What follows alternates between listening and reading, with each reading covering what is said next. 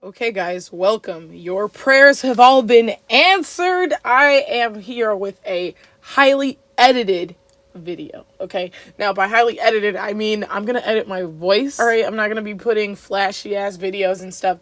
Just gonna be my voice here, right? I'm still gonna put up pictures so you can see what I'm talking about and stuff. But I'm gonna edit because your prayers have been heard, and I was humiliated with last video being 40 minutes. There's no excuse for that. So let me talk to my little anime only babies, right? Let's have a little chat first, okay? If you're an anime only, I don't know if that felt info dumpy, that episode, right? Or if that felt like finally everything was coming together, right? Because that's how you're supposed to feel. You're supposed to feel like, oh, okay, this ties into the first episode. Okay, everything is coming together. But that probably felt like an info dump. Basically, what we saw that episode was the reason the world hates Eldians, right? Ymir, I don't know if you remember or not, but they would always talk about, there would be so much misinformation. Oh, Ymir was a god. Oh, Ymir was the devil. So here we see that while she was a devil, pretty much, right? She was a slave. Now, if you're an anime only, I just want you to tell me how you think Ymir felt. Based on what you saw, based on the things King Fritz said to her, how do you think she felt? Now, what I mean by this question is, do you think she felt happy? Do you think she was sad or upset? And it seems like a stupid question, but I really actually want to know how you think Ymir felt. Because the girl looks tired to me, right? I'm gonna keep my opinion to myself. How do you think she felt? And then how do you think she feels about Fritz? And I'll get back to that in my anime only, in my manga reader section, right? We'll come back to that because that is, if you know, you know. So we get a nice little recap of the Frida and Grisha fight. It's crazy. I have no complaints. That fight was just disgusting. I love it. And then we get a recap of the Grisha and Zeke conversation, and Grisha's like, hey, yo, you have to stop Eren. You gotta stop him, right? So the question I feel like I would have as an anime only is, actually as a manga reader too, because, not gonna spoil anything, but the question you should be asking yourself is, what did Eren show Grisha to give him the power of the coordinate? What was it that Eren showed Grisha where he was like, oh, okay, yeah, I'm gonna slaughter this family. I'm going to give you the coordinate. I'm gonna do it. Yes, Eren. Yes. What is it that he showed him? And then we also get confirmation that Eren didn't see everything, right, from Zeke and Grisha. Eren didn't see everything. Also, he didn't show Grisha everything. He pretty much manipulated Grisha by showing him specific scenes from the future, right? And he did not know the complete future himself. He got pretty much bullet points. If you're an anime only, I'd like to know if you think Eren seems at all confused or like he's being forced by someone else, right? So I could have asked this question back before we found out Eren was manipulating Grisha, right? Could have asked that question. Did Grisha seem like he would, he didn't seem like he was not being manipulated or anything, but you definitely couldn't have guessed the plot twist. Hey, Eren was pretty much manipulating Grisha, right? But does it seem like Eren is being manipulated by someone? Now, I'm not saying this is something that happens in the manga, but I'm just asking. Does it seem like Eren is being influenced or he is confused at all? And if you're an anime only, I'd like to know if you feel like Eren is in character during this, or does it seem like he's just acting to seem cool or edgy? What do you think? What are your thoughts, anime onlys? Does this seem like the proper progression for the character from season 1 to right now? Does it feel like you're watching the same person?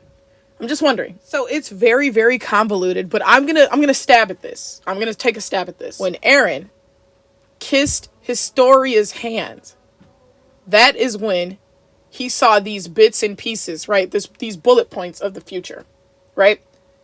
Now, when he made contact with Zeke, that is when he went back and influenced the past, which he saw himself doing when he kissed Historia's hand.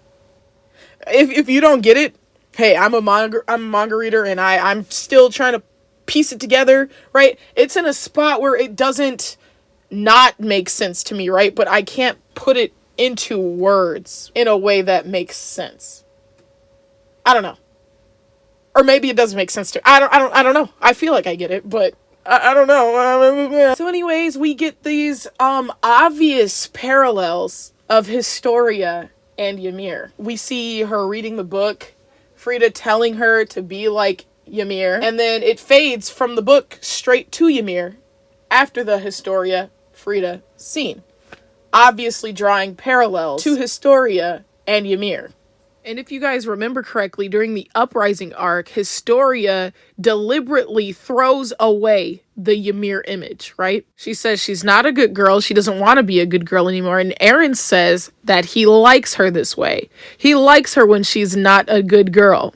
Eren and Historia just really tie the themes of the story together to a close, right? They wrap up the themes together. You have somebody who has used their entire life, an actual parallel to Ymir Fritz, right? And then you have Eren, somebody who's always gone against being used, who's in an endless pursuit of freedom. So a baby by those two characters would be the freest baby in the world.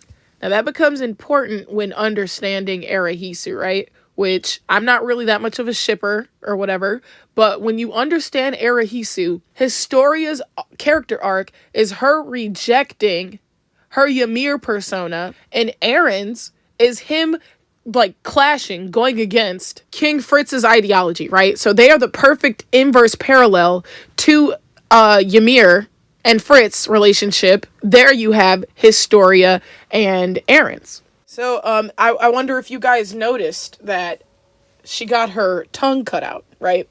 All the slaves did, it looks like. And one of my favorite shots is this one. I'll put it on the screen right now. This is one of my favorite shots because it just looks disgusting, right? There's fire, there's hopelessness, and I love the decision to make Ymir gray. All of these slaves are drawn pretty much like gray. Is it called sepia? The filter where everything looks old and just bleh. I think it's called sepia. Great choices. Like, it looks disgusting. It looks hopeless, terrible, horrible. And then we have this awesome scene of Eren saying, hey, it ends now. It ends now. He's embracing her from behind. And for the first time ever in the episode, the other episodes leading up to this one, we see Ymir's eyes. We see her eyes, and she reacts like this, right? She reacts to Eren saying pretty much the words Historia said to Eren in the cave when she freed him, you know, and Rod was like, hey, you're going to be a Titan, you're going to save the world, you're going to be a god. And Eren's like, yeah, eat me. Yeah, do all that. Yeah, fitting for you, right? Yeah, yes, do it. And Historia's like, what? I'm not gonna sacrifice myself for that shit. Like, I'm not gonna be a god. I'm not gonna be a god. I'm not, like, nah. No, screw that, right? So Eren puts those words back at Ymir. Hey, you're not a god. You're just, you know, you're not a slave. You're a normal person. And back in that scene with Historia, if you think back on it, she remembers what the power did to Frida.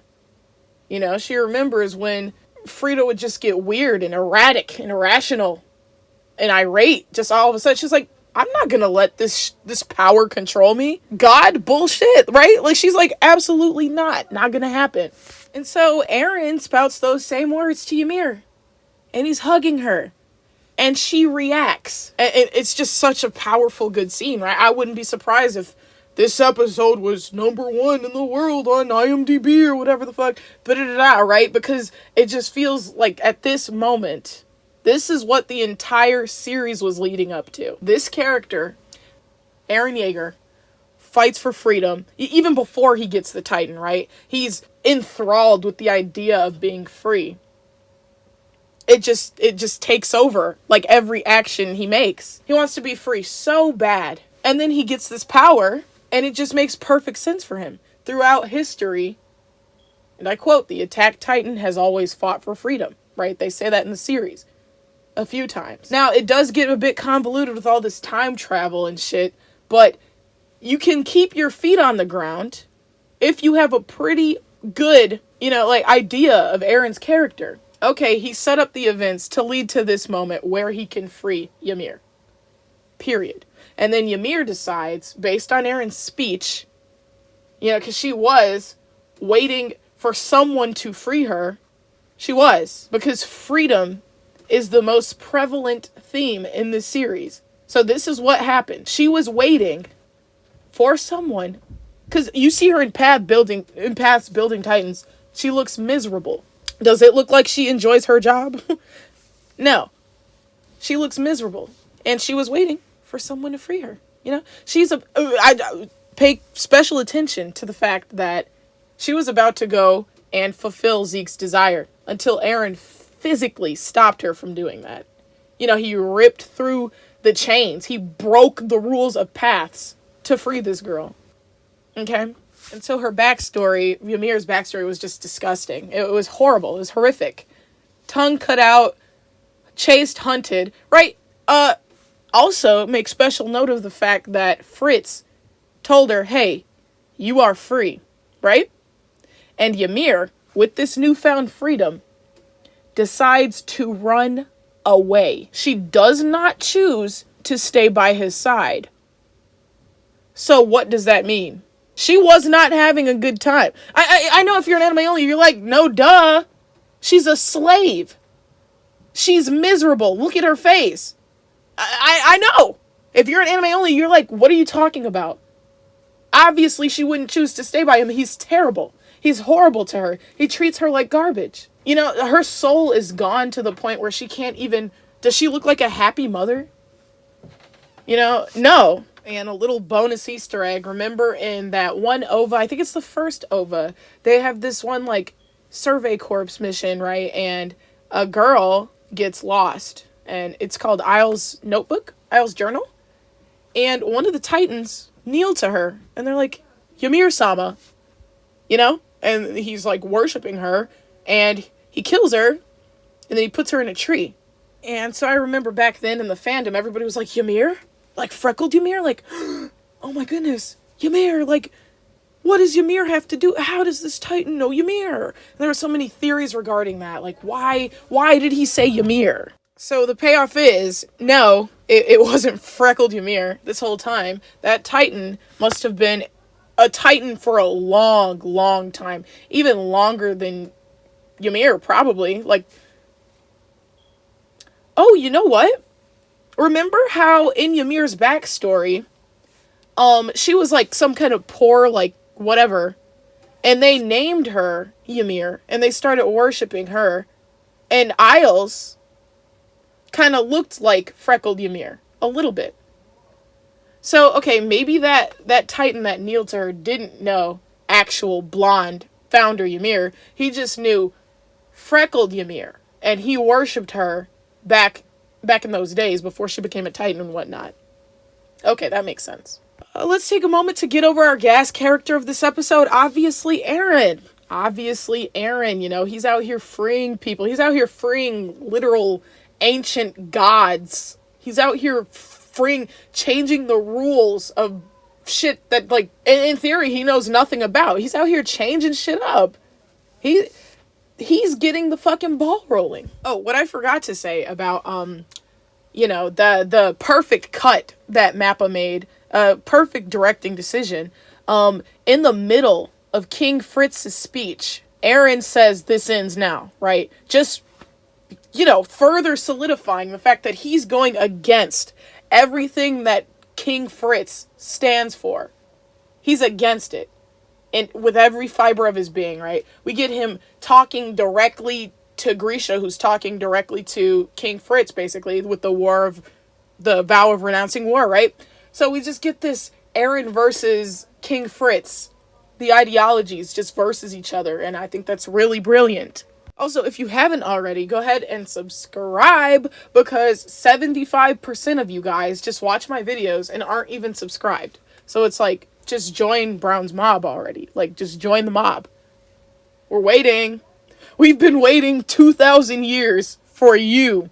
And before I conclude the section, I just wanted to say that this is the episode of payoff, right? We finally find out where Titans come from. We find out how they're made, when they started, and so on and so forth. So for a lot of people, this series really just comes full circle here, because most of the biggest questions are answered. Just to go on the animation, I didn't notice any CGI until, we saw the Colossal Titans, and even they looked really good.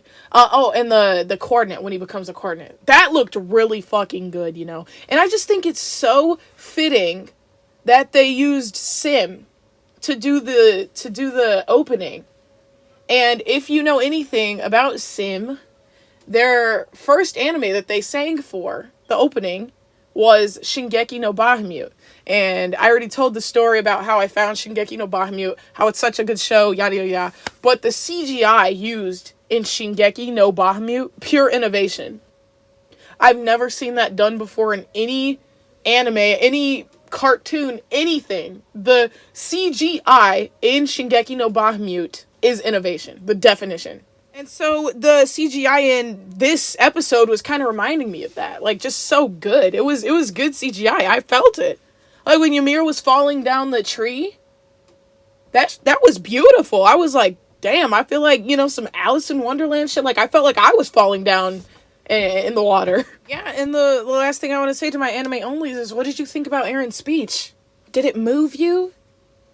And I'm sorry I have to ask, but did it feel like he was confused or acting or anything like that? Or did you feel that season 1 Eren determination right there in that scene? And did you get, I almost said boost gumps, bitch. Did you get boost gumps? Anyways, bye all my anime onlys. Hello, manga readers. How y'all feeling? How are we feeling? How are we feeling? We saw it animated. We saw Eren's motivations animated. Now, an ending defender will tell you all of this stuff that is supposedly implied. You will show them screenshots of the manga from this part, and they will say, you didn't understand Eren because of this. And they'll proceed to infer, based on some face in some panel or something, that he was either confused or lying during that speech, right? Or that he just didn't have all the facts in that speech, and that his motivation somehow changed along the way. Some way, somehow, which we never get any insight for, right? You want me to believe that this character that we see screaming, that we see pretty much pouring his heart out to this little slave girl that he can relate to so much. He's acting, or he's doing this to reach some decision that Mikasa will make. And that makes sense to these people. And that's supposed to make sense to us. When it doesn't make sense, without doing a bunch of inferences and deciding to see this scene as this, and watching an hour and 30-minute video to tell you that this scene actually meant this, and that the power works this way, and stuff that wasn't said in the manga, and we send them screenshots of stuff that was said in the manga, stuff that we have evidence for, that you don't have to, bend over backwards, use philosophy, and use this and that and the third to try and justify, or try and bend to fit your own agenda. Now, I'm not one to look at the openings and endings and stuff and be like, this proves this, or this proves AOE, or that proves that Eren's motivation was this, I'm not one to do all that, right? I just use the text itself. But there's a reason people, Linked Horizon, it sings about freedom. There's a reason that they were doing that. Did they misunderstand? This is undeniably a series about freedom from oppression, right? And on one hand, the oppression is monsters, right? It's monsters, and it's these beings so much larger than you. And then the series progresses, and again, the enemy is much larger than you, but it's just in quantity this time. It's about freedom from oppression. It was never about freedom from sick love or mental illness or what have you. Or like you will never convince me. I don't care if your video is 4 hours. And if I agree with 98% of your video, the second you say this ending in the manga makes sense for his character is the second you just lose me. It's literally the second you lose me. Because we're seeing all of this happen ourselves. We've been reading this for 10 years. And you can't gaslight me and tell me that when you watch that scene, Ymir was not freed. To say she wasn't, and ending defenders love to gloss over this, is to say that she was acting for Eren. And that the scene of her being miserable with Fritz, none of that matters. That's what you're defending. In other words, the series lies to us and misdirects us in a way that isn't pleasant. If Fritz tells Ymir, okay, you freed the pigs? Cool. So now you're free. What does she do? She runs away. Why does she run away if she loves him so much? Right? This is a guy she's gonna love, you know? I get it probably wasn't love at first sight, but if she loves him, you know, if she's so much like Mikasa, what's the problem? Now, check out my video. Ymir was never Mikasa's parallel. If she saw herself so much in Mikasa, why? Because Eren is literally set up to be against Fritz's ideology. That's the entire point. That's the whole reason she was waiting for him. So, you know, if there is no AOE, they have to watch this series. Get to that point where the series comes full circle. Eren frees the biggest slave of all time. Eren, the freedom fighter, frees the biggest slave of all time. And then they realize in a couple more episodes, or a movie, right? That no, he didn't free her. And not only did he not free her, but she's been doing all of this willingly. She's been creating titans, putting her ancestors through absolute hell just to get to the point where Mikasa potentially kills Eren.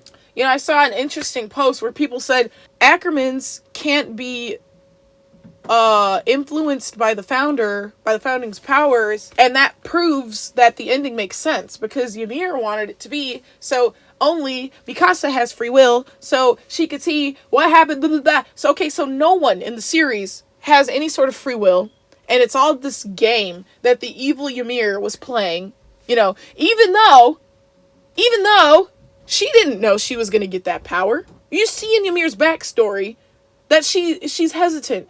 She debates whether or not she's going to go into this tree, right? And she trips and falls. You know, like, so at what point did she decide that, hey, I'm going to set up this, like, thing. I'm going to set up this freaking simulation where we see if some random girl can kill her lover for the greater good. Who cares if she doesn't feel oppressed in the slightest by her lover, right? Who cares if her lover is just this, you know, angsty teen who's really determined, you know, who isn't a bad guy per se. You know, it's like, is Ymir this omniscient being who could somehow tell that Eren was going to do the rumbling, and thus, since Eren was going to do the rumbling, she knew that all along, that's how she decided that, hey, me and Mikasa are the same, because here's somebody who, like, you know, did bad things to a large mass of people. And I apparently loved him because he was so nice to me, right? Like, you don't even see her eyes, ever. She's crying and shit. And then, like, you see her eyes for the first time when someone who's set up in this story to go against the very person who oppressed her, go against his ideologies. He objectively frees her in this moment. You cannot change my mind. There's a reason her eyes are out for the first time in the entire series, and it's literally abysmal to think that she was waiting this entire series for Mikasa. Absolutely abysmal. You know, I would see if there was any sort of resemblance to the relationship of Fritz and Ymir to Fritz and Mikasa. Because then it would be a plot twist with a little bit more payoff, you know? Like, just a little bit. Anyways, that scenery scene was very lackluster. I was That was loud. I was surprised by how lackluster that scenery scene was. Okay, I changed location, so if you hear like a little squeak every 30 seconds, it's my carbon monoxide alarm or fire alarm, whatever, whichever one, but I changed location. Sorry, but deal. But I just think it's kind of funny that like we have to watch this. Now we have this animated. So now whenever we make our this series, this ending makes no sense videos, at least we'll have animated evidence for that, right? We have Kaji Yuki's amazing voice acting to combat what it is that we got at the end, right? As far as AoE goes, I'm at about 30% hope, 70% doom. You know, people keep, looking at the lyrics, so, oh, the Rumbling full version's out now, cool, like, looking at the lyrics to prove this or that, and it's like, I cannot allow myself to believe in that, in the lyrics and stuff, because, what, did Isayama tell them, hey, can you make a song about, like, I can imagine him saying, hey, can you make a song about freedom? Or, here's the context, can you make a song about the Rumbling, right? But I don't imagine him saying, hey, this is how the series ends, go ahead and, this is what's in this character's mind. This is where their head's at right now. Go ahead and, make a song about this. Like, I don't know. But maybe that's just the doomer in me. I'm feeling like a lot of doom recently, so I don't know. A question I had was, did Zeke go that much in depth, like explaining the whole Grisha Eren thing, like, in the manga? Did he go that much in depth? I don't remember him doing all of that. So I think that's like some anime-only additions to understand better, right? And something else I noticed that changed was Historia in Paths. We see her front, like we see the front of her, and she looks very much pregnant. She looks like she's in that chair, right? I'm pretty sure in the manga she was standing up and we saw a back view of her. But in the anime, we see a front view and she looks kind of shocked, which is weird because by now, doesn't she already know exactly what Eren's gonna do? Weird. Cool. Interesting. And as far as the, like, setup of the episodes go, because, they're all wonky. Maybe I'll put a screenshot, like 123's at the end and whatnot. Maybe this is just, if we're to believe in AoE, this is Isayama just, prolonging things so we, as manga readers, are shocked too by AoE, if it does happen. Because a lot of people are saying, if Mikasa has a different answer to what am I to you, Eren's gonna do something different, and da-da-da. So, maybe this time she does say something different, and he's just holding that off until the end. Which, amazing marketing tactic. All things considered, this was a really good episode. Like, back when I was reading the manga, before I knew the end, I was super hyped to see that animated. I was super hyped to see Ymir's eyes, to see her eye color, that face she made, animated, just all of that stuff. And again, Mappa made some really good choices with the directing and making her gray. She was gray, dull, lifeless. Even with her kids, she looked horrible. She looked miserable. And to see, perhaps, maybe animated, that Ymir somehow loved him, that is going to be the biggest slap in the face to anybody with a brain watching the series, to anybody who knows anything about, like, Stockholm Syndrome. That's not how it works. Anybody who knows anything about, love, that's not how it works at all. To develop Stockholm Syndrome, your captor has to be nice to you. Oh, as a reward, I will give you my seed. Oh, he had sex with her. Oh, sex is very intimate, so maybe that's what she fell in love with him. And she's looking at her kids like they're mop water. And she's looking, does she smile at any point? She's shocked when, someone tries to kill him, and she does jump in front of the spear. But again, like when he says you're free, and she runs away into the woods, if you're free and you love somebody, you choose to stay by their side, right? He says, hey, get up. Hey, get up. I know that wouldn't kill you. I know that didn't kill you. Get up, my slave. Keep working. She decides to die. She literally decides to die. And it's her kids who, kind of force her into paths. She was like, my work here is done. I'm miserable. I can't do this anymore. She's out of there, right? She's like, yes, finally, I'm free. I'm dead. Nope, her kids eat her and now she's a slave for eternity. But hey, don't feel too bad because she wanted it, right? She wasn't the slave the whole time. She was the perpetrator. She does not deserve any sympathy. She was in paths building titans for all of these years by choice because she wanted to see if Mikasa would kill Eren, her lover that does something horrible, right? It's laughable. It's laughable, and it doesn't make sense because she intentionally tried to die. And then an ending defender will be like, no, Fritz just got it wrong about her power. Then why would Isayama put that in the manga, huh? Fritz saying you wouldn't die from that unless he wanted us to know that she chose to die. So then there's a lot of right answers when it comes to wondering why. You know, she was miserable. She was tired. She didn't want to serve this terrible person anymore. She was not in love, but instead she was very much displeased. There's so many right answers. And the wrong answer is, I can only think of one wrong answer. She actually died from her wound. That's literally not what happened. And that's not what we've seen in the series so far. Eren was impaled. Like a stick went through his chest and he was still alive. And you mean to tell me that the original Titan would die from a spear? Right.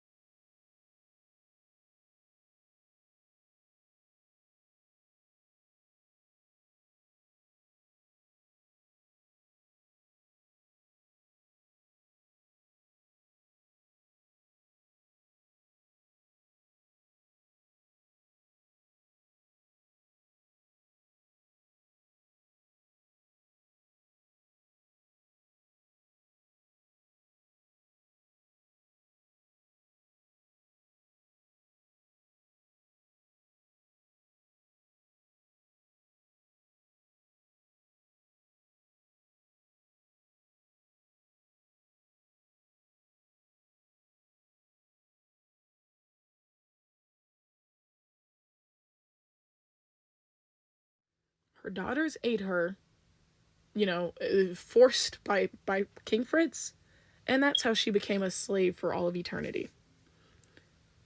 It was not a choice. She had no say in that. Literally no say in that whatsoever. So yeah.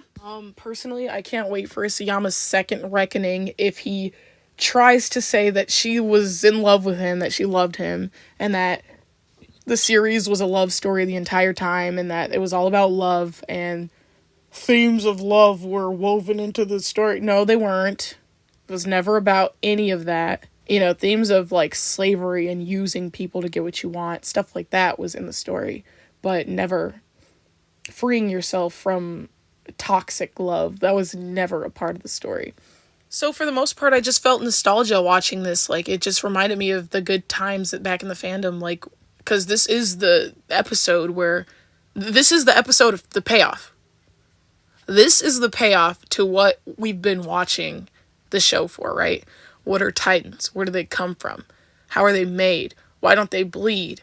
How are they heavy and light at the same time? They're sand, right? Like, all of this stuff makes sense now.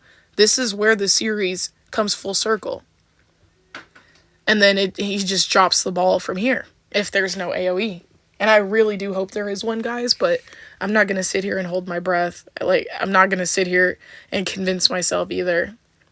Like, Tenza, you do amazing work. You do amazing work. And every time you come out with a new theory, I find my little hope Chad thing go up another 20%, but it goes right back down after I just realize, you know, like, I cannot comfortably put faith in that man again.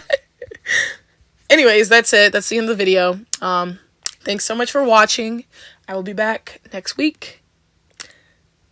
And yeah, and that's it. And cool.